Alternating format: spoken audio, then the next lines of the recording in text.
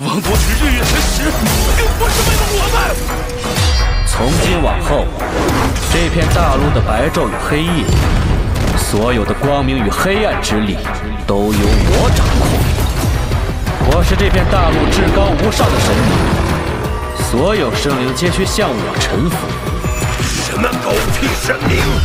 你凭什么让我们臣服？蝶店主，也许你的确为了这场大比准备了数十年，也的确为了成为盟主谋划了许多。你知道战场的生死搏杀为我带来了什么吗？只有真正经历了生死，才能感悟到的那道最为纯粹也最为强大的力量。本场比赛，卢浩辰获胜，请本届圣殿大比最终获胜的势力光之晨曦全部成员上台。来人，敬请喝彩吧！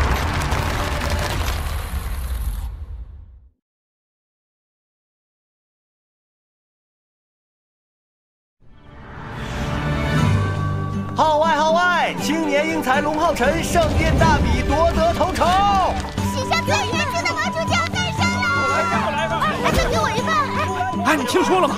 新联盟盟主才20多岁，这么年轻就能带领自己的猎魔团在圣殿大比上夺得头筹，真是年轻有为啊！仙儿，快过来！接任仪式马上就要开始了。哎，开始了！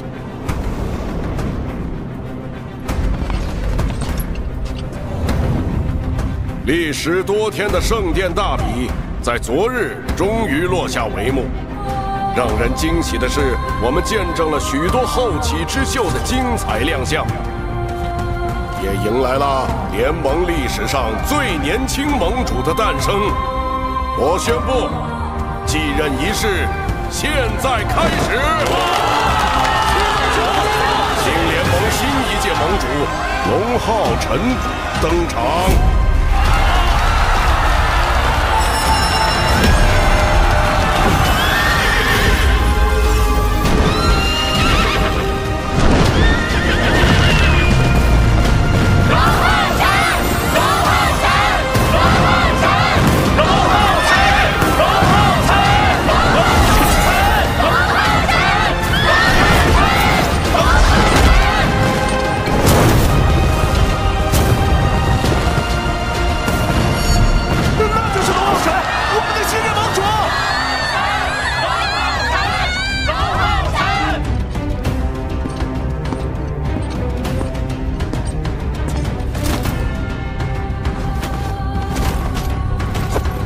恭喜你，孩子，你走到了这一步，这是联盟的最高荣誉。接下盟主令牌，你就是新一任联盟盟主了。我一定会坚守我的责任。去接受属于你的欢呼吧，浩辰。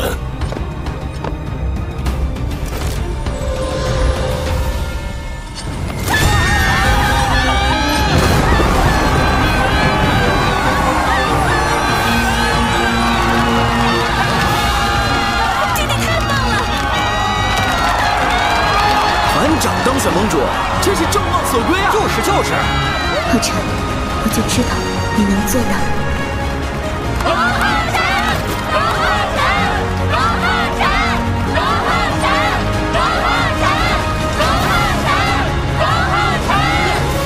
同胞们，我很荣幸，今天能站在这里接受这份特殊的荣誉。团长万岁！我在小镇出生，童年时光在母亲的陪伴中度过。她的身体不好，但是对我的关爱无微不至。那时的我尚且年幼，只有一个小小的心愿，就是成为一名骑士，守护我的家人。但是有一天，魔族入侵了小镇，美好的家园化作焦土。那时我握着手里的剑，想要再快一点成长起来，去守护我的家乡。团长，加入猎魔团后，我第一次亲历前线的残酷。边关将士以血肉之躯筑墙，抵挡魔族攻击，只为守护身后的百姓。那时的我作为前线的一员，和众将士的心愿一样，是守住这座关隘。当我走过6大关隘，与伙伴们几次进出魔族境地，遍历圣魔大陆，经历无数艰险的战斗，数次徘徊在生死边缘，我的信念越发坚定。没想到他们团队虽然年轻，却经历了这么多。我龙浩辰，作为一名骑士，作为联盟的新任盟主，我会守护我们的大陆，会守护这片大陆上的每一个人。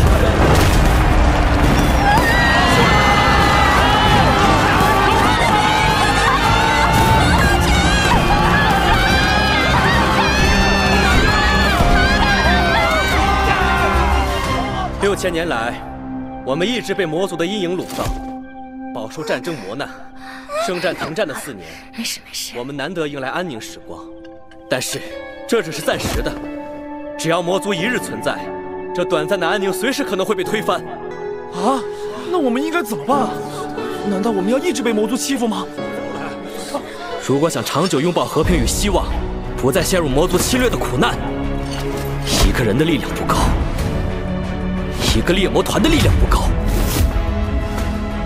一个殿的力量不够，我们必须集结全人类的力量。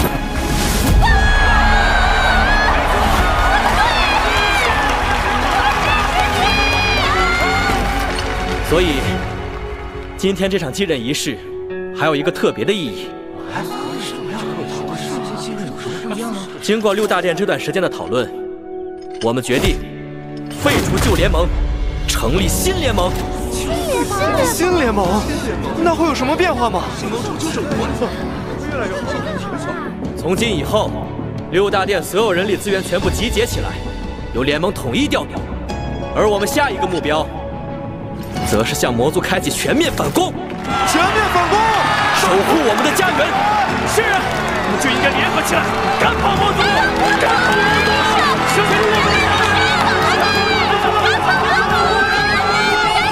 我相信，只要6大殿团结起来，不分你我，就可以跨越困难，迎来期待已久的曙光。我们团结一心，立下誓言，为了联盟的未来，为了全人类的希望，一无之血，一无之骨，一无之躯，一无之魄。我宣布，新联盟正式成立。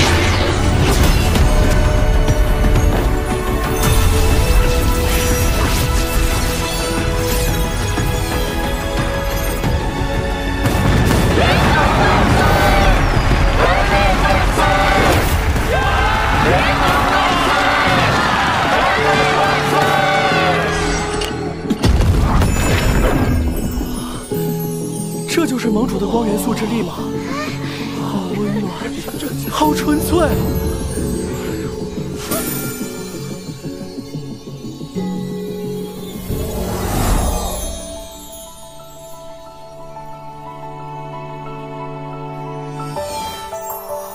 你们真是我教过的最差的一届学生，但我希望你们能通过努力，成为最让我骄傲的一届学生。巴尔扎教官，请再给我一次机会吧，我有一定要成为骑士的理由。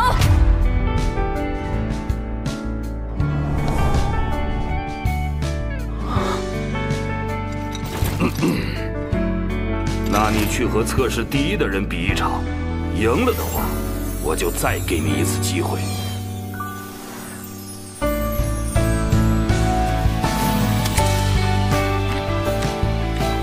听着，在猎魔团选拔赛考核中，你们是一个团队，要时刻为团队着想，不能为了出一时风头而连累了整个团队。龙兄弟都这么强了，作为兄弟，我也不能松懈，我也要努力修炼，追赶上他。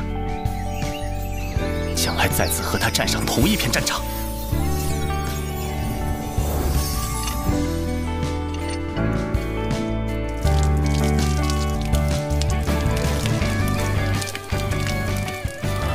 赵营长，你知道吗？当年来我们一营的那个猎魔团团长龙浩辰已经成为盟主了。我们这些义勇的战士们，都会在他的带领下，一起上战场，赶跑所有魔族。浩辰，相信在你的照耀下，人类能找到那条光明的前路。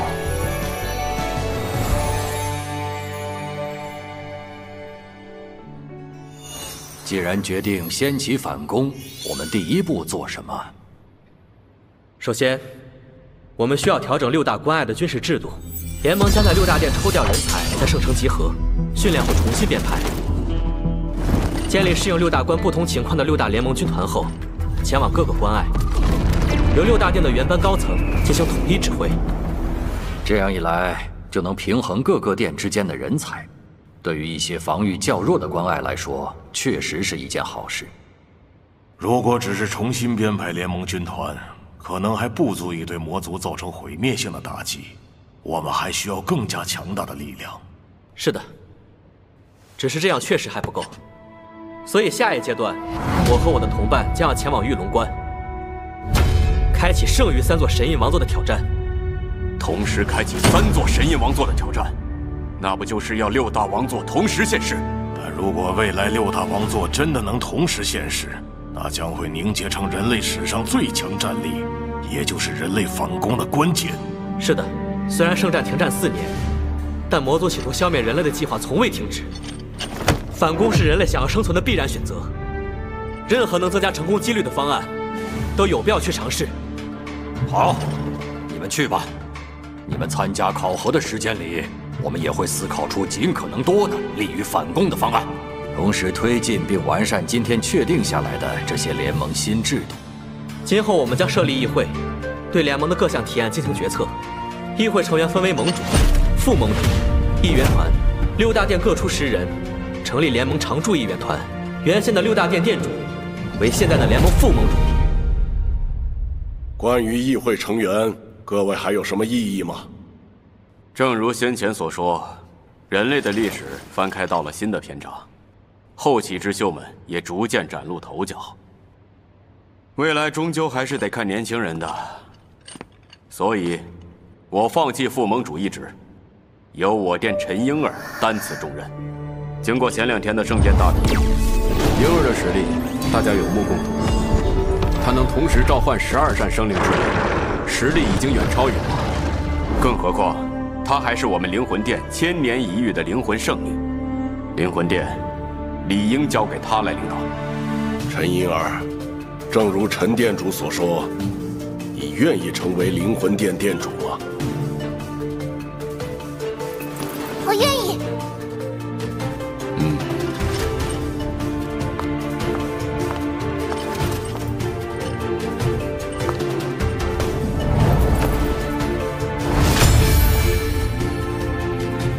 既然陈殿主先开了这个头，那么我也卸任刺客殿殿主一职，让我殿圣彩儿担此重任。我们刺客殿早就有这打算了，只是一直没找到合适的时机宣布这事。既然已经有2位殿主开了这个头了，那我也宣布退位吧。什么？怎么会这样？今天怎么这么多殿主退位？事关新联盟的未来，殿主职位的更替，还请三思。哎，这个事情我已经思考很久了。自圣战之后，战士殿人才早已青黄不接，但幸好我们战士殿年轻一代中，有一位佼佼者，能肩负起战士殿的未来。他的努力以及为战士殿的付出，我们都看在眼里。没有人比他更适合了。圆圆，上来吧。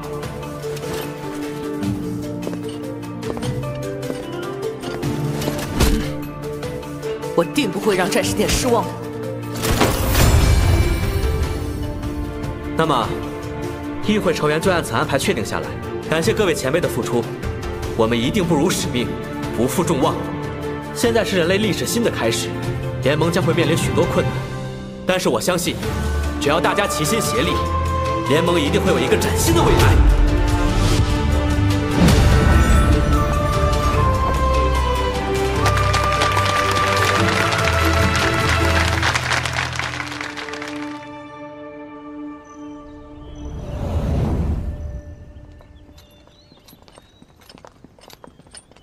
段兄，你真的不和我们一起了吗？自从4年前睿智魔神宫一战后，文昭兄的猎魔团因黄奕丧失战斗能力而被迫解散，我的猎魔团也因为我的失踪而停止任务，但他们一直在等着我回来。我是他们的团长，也该带着他们重返战场了。不久后的大战，我们也要继续为联盟尽一份力。不管在哪里，你始终是我们中的一员。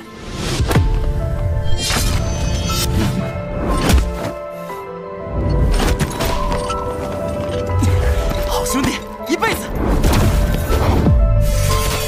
往后再率队深入魔族作战，一定要小心。你也是，不要过于自责。他们也希望你能有更好的未来。再见！走吧，我们去玉龙关，完成我们的目标。你的母亲近段时间身体很好，她一直在等你回家。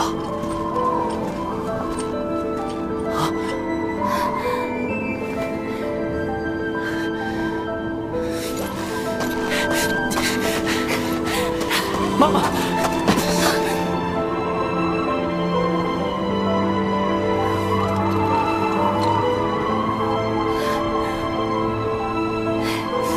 晨晨，这边来，你看，那是谁？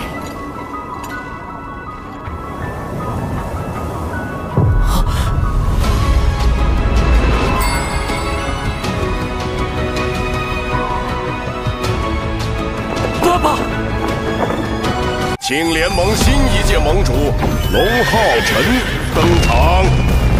浩辰，我就知道你能做到。经过6大殿这段时间的讨论，我们决定废除旧联盟，成立新联盟。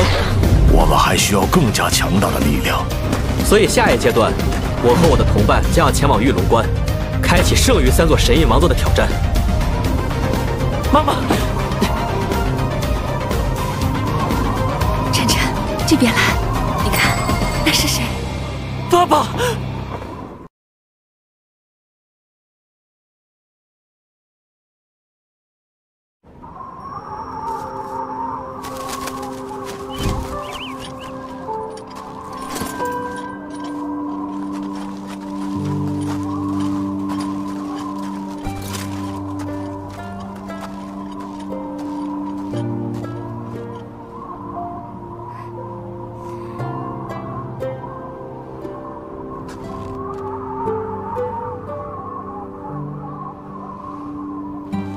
你就是彩儿，对吗？嗯。我可是听晨晨经常提起你呢，今日终于见到了，真好。伯母，我也很高兴见到您。乖孩子，你这一路也累了吧？我先带你去休息。晨晨和他爸爸很久没见了，让他们俩单独聊一下吧。晨晨、星宇，晚饭就交给你们了。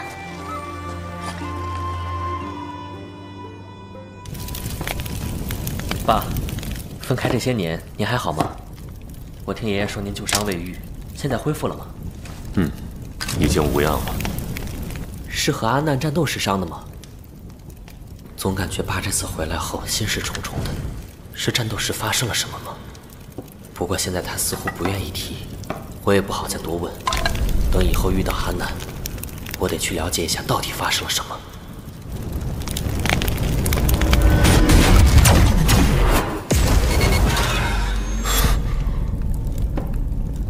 都过去了，以后我会留守玉龙关。那太好了，我也很久没见爸了，我们现在终于可以一家团聚了。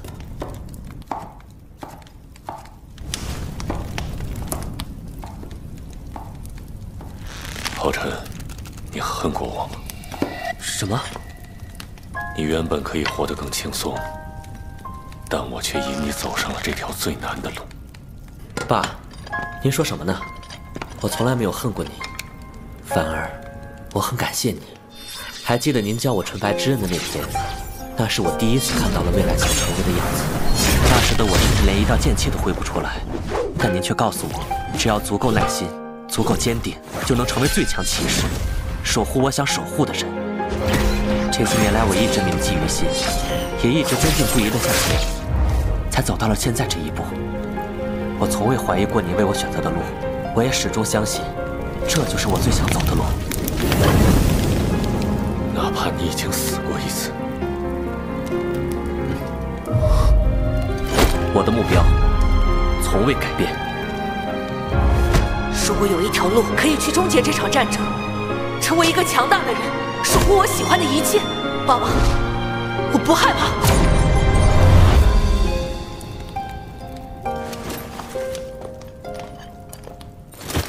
浩辰，你永远是我的骄傲。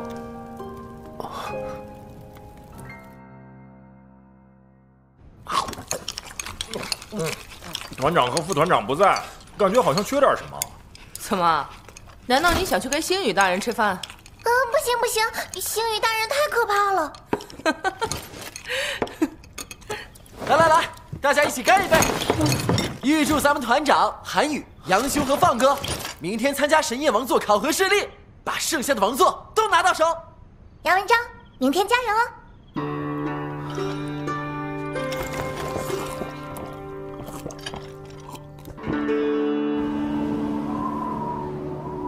我们三人真的好久好久都没有像这样坐在一起吃饭了，而且今天还有彩儿在，真的太难得了。只可惜你爷爷还在圣城处理事务，不然我们就一家团圆了。哈，没关系，爷爷过几天就能回，到时候我们再吃团圆饭。你说的对，今天是庆祝彩儿来了。谢谢伯父伯母的款待。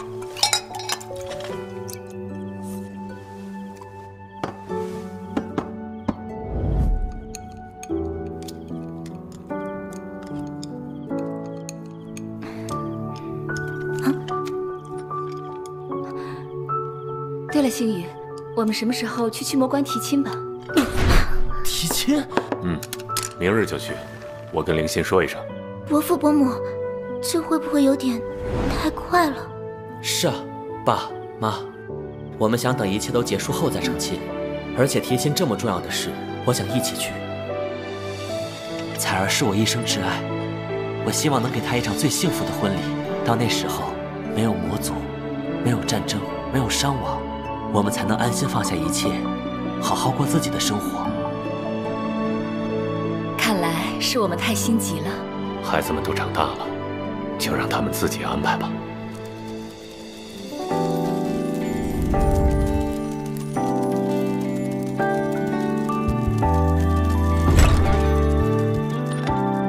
彩儿，以后这就是我们的房间了。当年我们第一次到驱魔关的时候，你为我们制造了一个小家。这是我们的家了。那时我就答应你，以后一定会给你一个温暖的家。现在我们回家了，彩儿。浩辰，你在哪，哪里就是我们的家。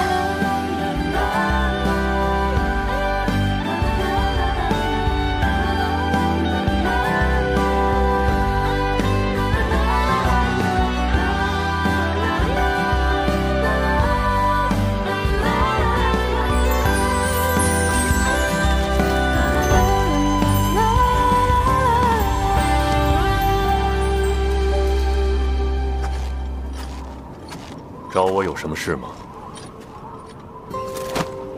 星宇大人，我想放弃这次的王座考核。放弃？那可是神印王座所有骑士梦寐以求的目标。因为我有其他的目标。你是想继承你爷爷的王座吧？但以你的个性和发展方向，那张王座并不适合你。选择最适合自己的王座，这对你的未来很重要，你要想清楚。谢谢星宇大人的关心，但我的目标并不是爷爷，而是您。我想拜您为师。一直以来，您都是我的目标。我想向您学习，成为最为强大的惩戒骑士，然后在未来通过自己的实力，继承您的末日与杀戮之神印王座。没想到，你居然想继承我的王座。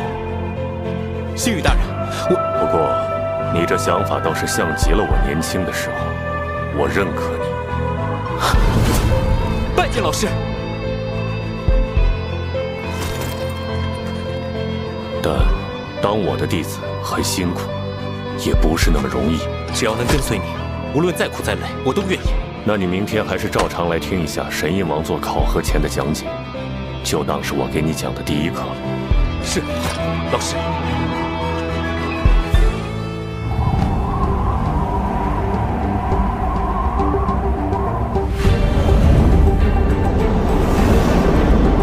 在你们进入神印王座考核之前，我会为你们介绍王座的信息。虽然杨文昭放弃了神印王座考核，但他也达到了考核资格，允许留下来旁听。你们都知道，联盟目前一共有6张王座，而每张王座的威能都各不相同。比如智慧与精神之神印王座，掌控的是全知之力；而恐惧与悲伤之神印王座，掌控的是禁忌之力。而以节气的王座里，守护与怜悯之神印王座掌控的是防御之力；秩序与法则之神印王座掌控的是规则之力；而我的末日与杀戮之神印王座掌控的则是杀戮之力。要不要试试？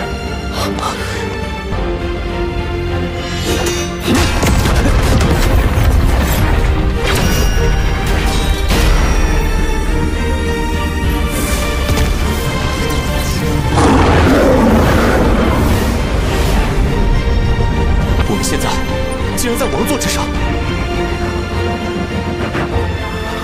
接下来需要一人配合我的讲解，感受王座之力。你们谁来？要不让杨修试试吧？正好他未来的目标也是这张王座。那就你来吧。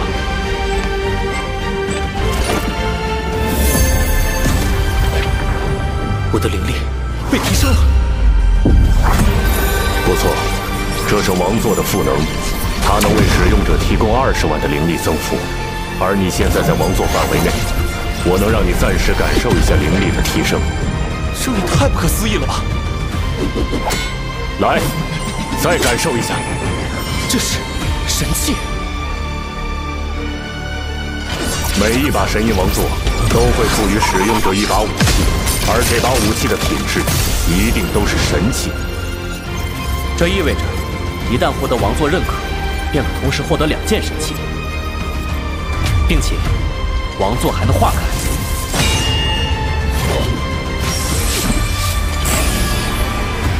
不错，每一张王座化开后，也会有不同的能力增幅。末日与杀戮之神印王座的化开，每分钟都会为我提供1成的攻击加成。2件神器，20万的灵力增幅，还有王座化开赋予的特殊能力。这就是神印王座吗？星宇大人，那永恒与创造之神印王座的威能是什么？没有人知道。什么？关于他的信息寥寥数之，但他的强大毋庸置疑。6000年前，72根魔神柱降临圣魔大陆，催生出72魔神。而他们带来的魔气，则感染周围所有生物，将他们变为了魔族，大肆屠杀人类。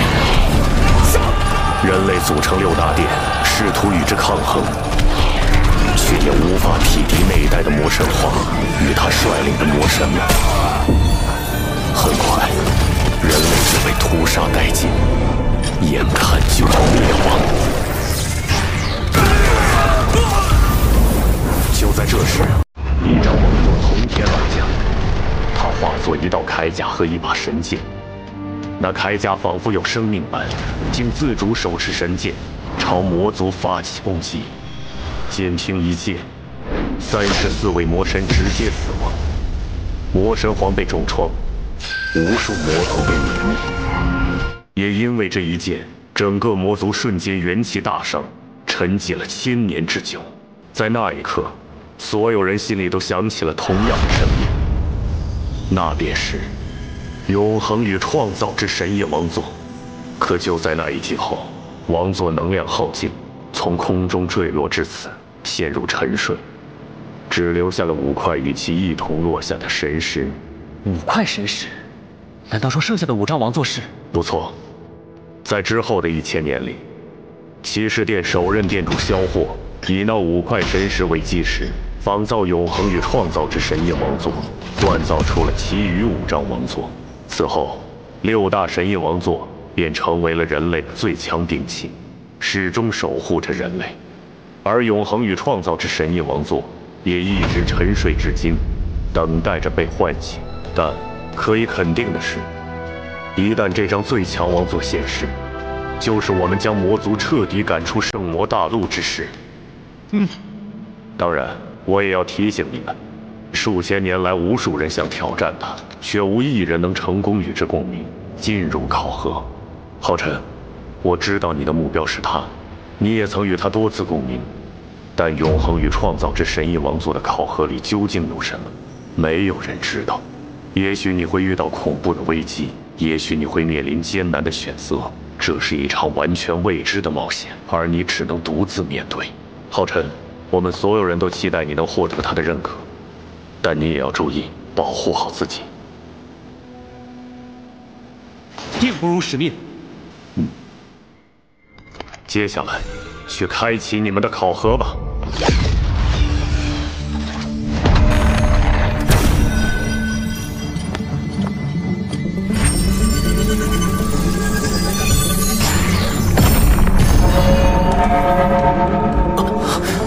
一旦你们选择的王座与你们共鸣，即可进入该王座考核。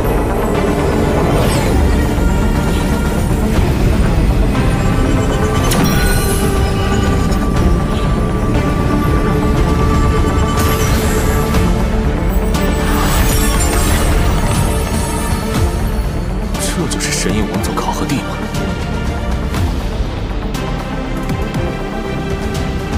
我们走吧。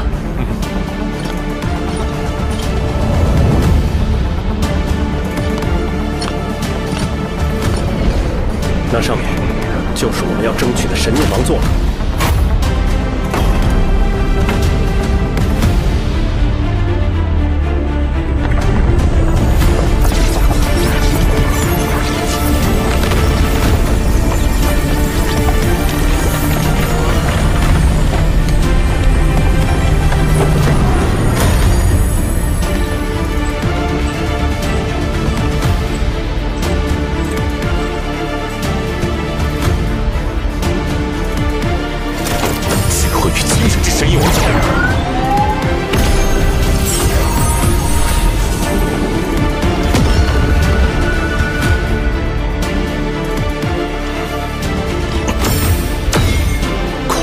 悲伤之神印王座。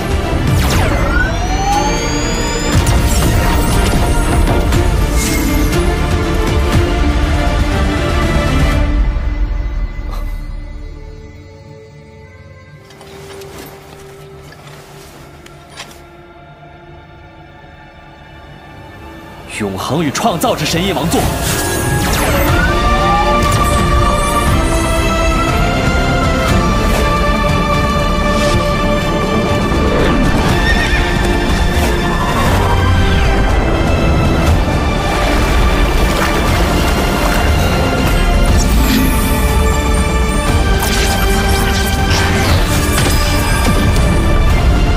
神印王座考核现在开启。你就是采儿，我可是听晨晨经常提起你呢。我们回家了，采儿。我想向您学习，成为最为强大的惩戒骑士。一旦这张最强王座现世，就是我们将魔族彻底赶出圣魔大陆之时。浩辰，我们所有人都期待你能获得他的认可，但你也要注意，保护好自己。神印王座考核现在开启。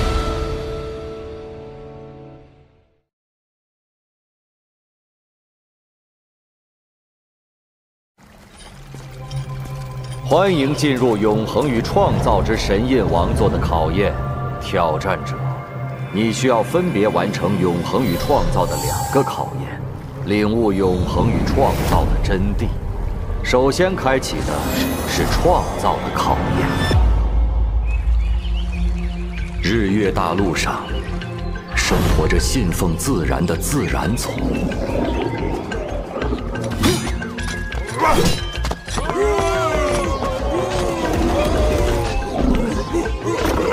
与信仰黑暗的暗夜精灵族。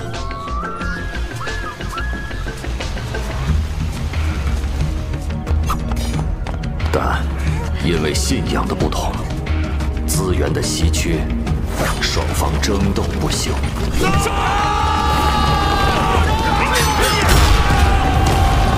战争与死亡始终萦绕在这片大陆上。长久的争斗后，自然族势大。在自然之王伊斯顿王的率领下，要将黑暗及其信徒彻底驱逐出这片大陆。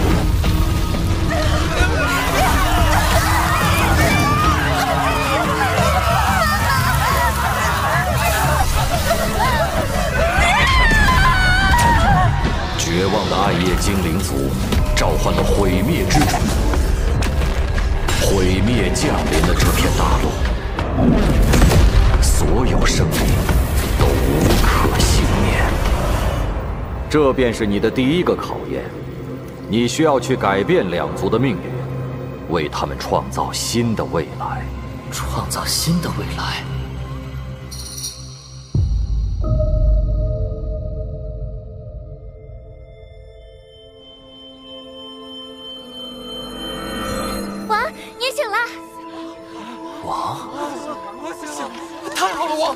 终于醒了！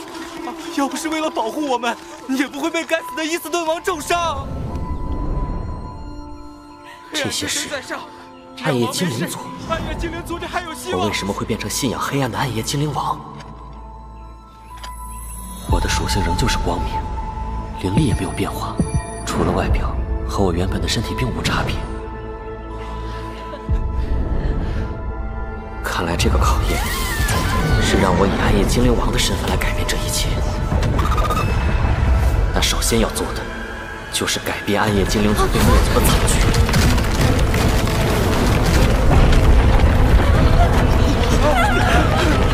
该死的伊斯顿王和自然族，终于要忍不住将我们赶尽杀绝了吗？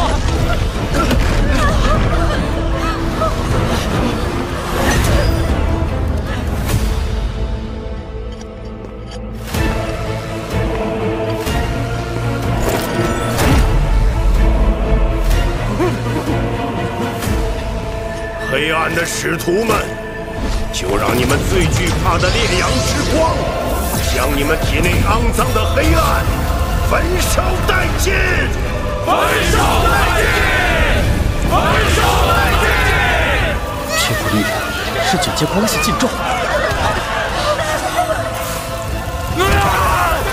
该死的自然族！黑暗之神会诅咒你们，诅咒这个世界！黑暗有存！你们上来没好？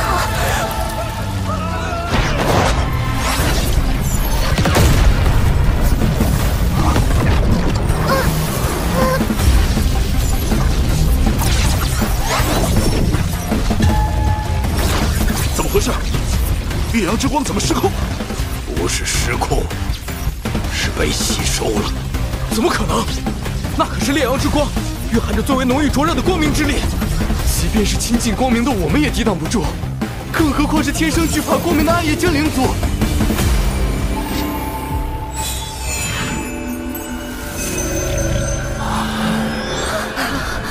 放心吧，接下来交给我。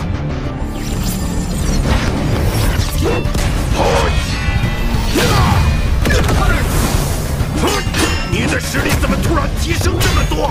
还不惧怕烈阳之光了？他的实力相当于9阶2级，不是我的对手。崩山怒击！但我得先弄清楚，两族之间的争斗为何会这么极端。伊斯顿王，你身为异族之王，为何残忍至此，赶尽杀绝，连老弱妇孺都不放过？我管你什么老弱妇孺！非我族类，其心必诛。我们两族之间就是要斗个你死我活。一个仁慈的王是无法率领族群壮大的。作为一个残暴的王，你只能给世界带来毁灭。去杀了那些暗夜精灵！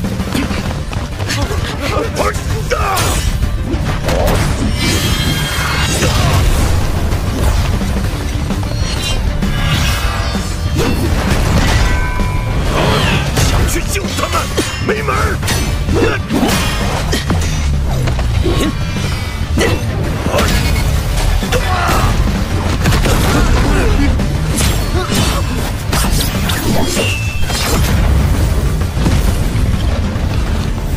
快走！王，你一定要平安归来！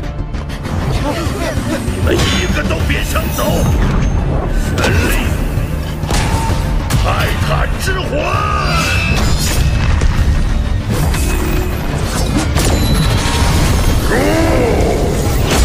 你救了他们一次，能救他们一辈子吗？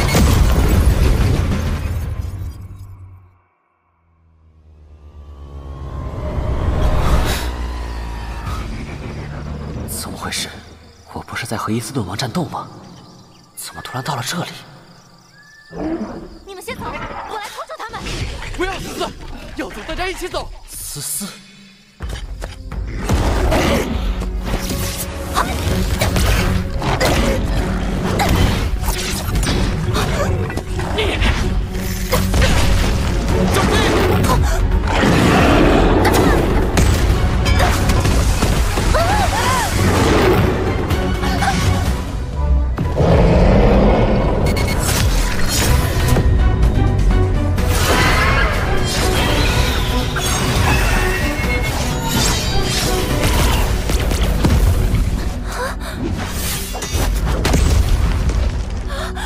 王，是王，王回来了！5年了，你终于回来了，太好了！5年，已经过去了5年，这到底是怎么回事？5年都没有您的消息，我们还以为您已经……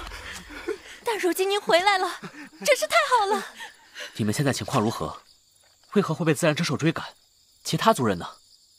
没有其他族人了，就剩我们这些了。5年前。您以一己之力重创伊斯顿王与自然族，使我们也有了喘息之机。我们逃出来后，便选择了一块地方休养生息，壮大族群，等待着您回归。我们原本以为日子会一直这么过下去，但就在不久之前，那些该死的自然族还是发现了我们，他们攻入了我们的领地，破坏了我们好不容易再度建立的家园。大部分的同胞死在了那场战争中。走，思思，我妈妈！最后只剩我们逃了出来。但他们还不死心，派自然之兽追踪我们。要不是王您及时赶到，恐怕我们已经被灭族了。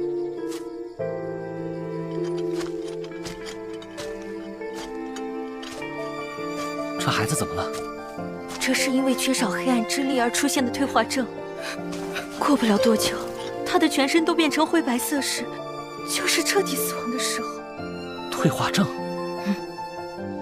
这片大陆上的黑暗之力已经非常稀薄了，自然之力势大，黑暗即将从这片大陆上消失。黑暗之神彻底抛弃了我们，可能要不了多久，我们也会退化。暗夜精灵族会从这片大陆上彻底消失。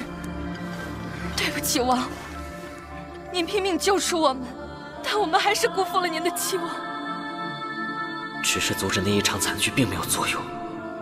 如果无法壮大暗夜精灵族，就会有第2个、第3个，无数个陷入绝望的武器出现，就还是无法改变他们的命运，创造新的未来。有什么办法能彻底改变现在的处境，改变这一切吗？除非能拿到日月神石。日月神石是这片大陆的圣域，不仅蕴含着极为精粹的光明与黑暗之力，还拥有将昼夜交替的能力，能创造出最适合暗夜精灵生存的环境。当然，它对自然族也同样适用。但日月神石由这片大陆最强的存在——神圣巨龙守护在封禁之地。曾有无数代自然之王与暗夜精灵王想要夺取神石，壮大族群，但都命丧于此。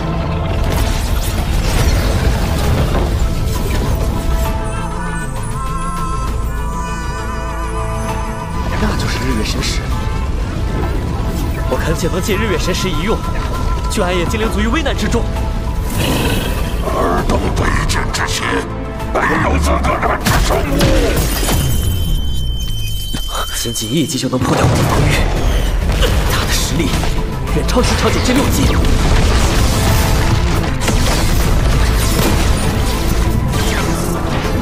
神域，天阳三绝。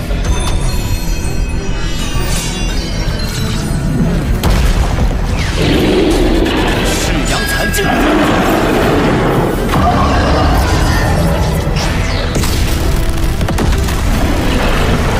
明明拥有可以掌控日月，使自然族和暗夜精灵族能和谐共处的日月神石，为何要眼睁睁地看着两族争斗不休，让死亡与绝望遍布大陆？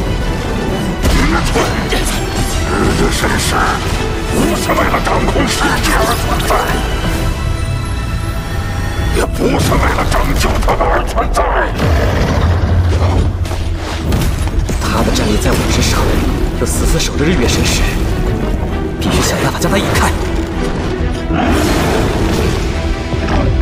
你想逃到哪里去？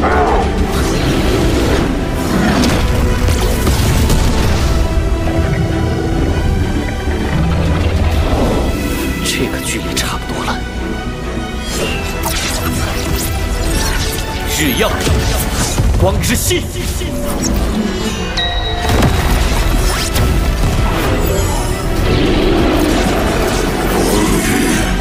圣光裁决，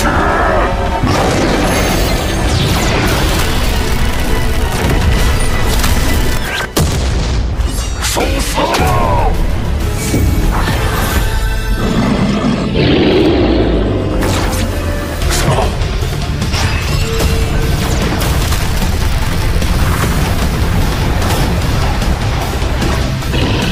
移花接木，影分身。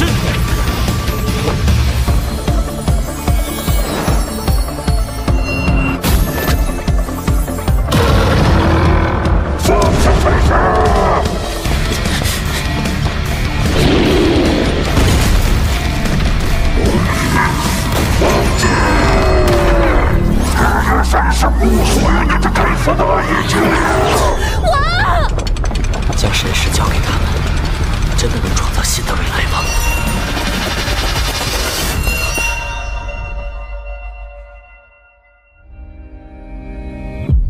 灾祸的自然使徒，千万年以来，你们曾无数次置我族于死地，如今该是你们偿还这种痛苦的时候了。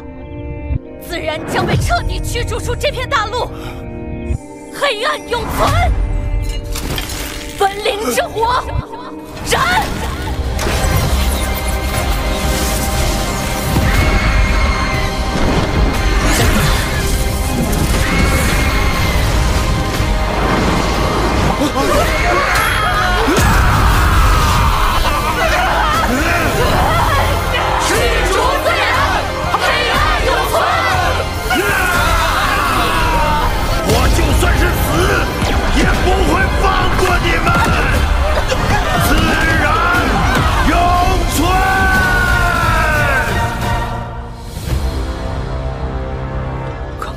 提醒我，交出神石并不会改变这一切。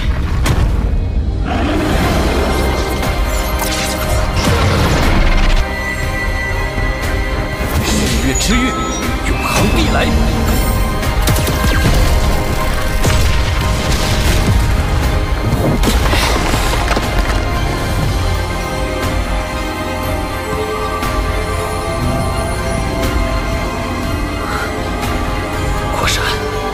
日月神石能提示未来，现在还能与日月神魔盾产生共鸣。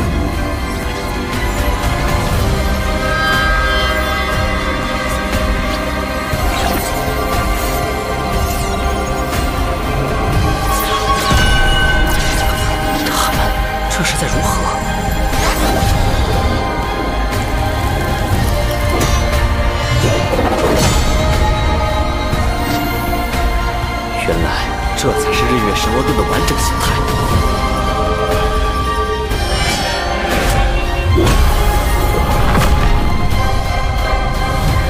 恭喜你，解开了考验的第一个秘密。接下来，受死吧！